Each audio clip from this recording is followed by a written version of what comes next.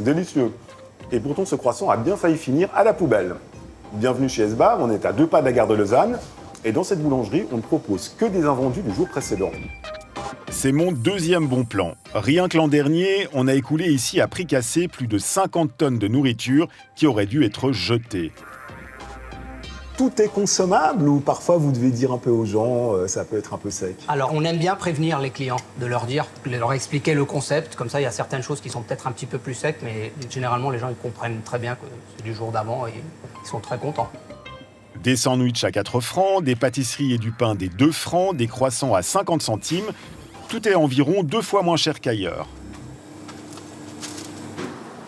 Je prendrais volontiers le sandwich au saumon. Le sandwich au saumon. Volontiers.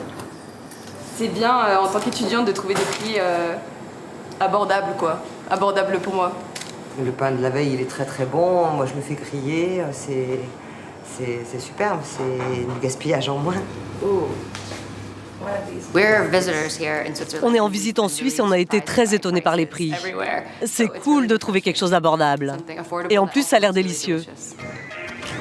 Esbar, qui signifie mangeable en allemand, a été rebaptisé frais de la veille en français. Le concept est né il y a 10 ans à Zurich. Il est aujourd'hui présent dans 7 villes de Suisse. Tous les matins, des camions font la tournée d'une dizaine de boulangeries partenaires pour récolter les invendus.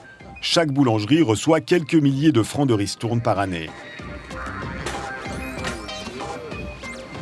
C'est vraiment impressionnant cet empilement de caisses. Vous en recevez combien par jour? Alors, à peu près une 80.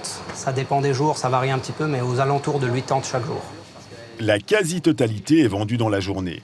Les 10% restants sont donnés à des paysans ou à des associations, par exemple d'étudiants. Pour un repas du midi, ça va, parce que typiquement un sandwich, après tu rajoutes peut-être un fruit ou quoi que ce soit, ça permet quand même de te faire un repas, quoi.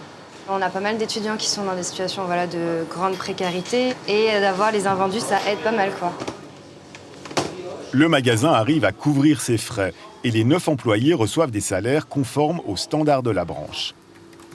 C'est la preuve que le concept marche. On peut vendre des choses qui hier n'avaient aucune valeur et aujourd'hui en ont une.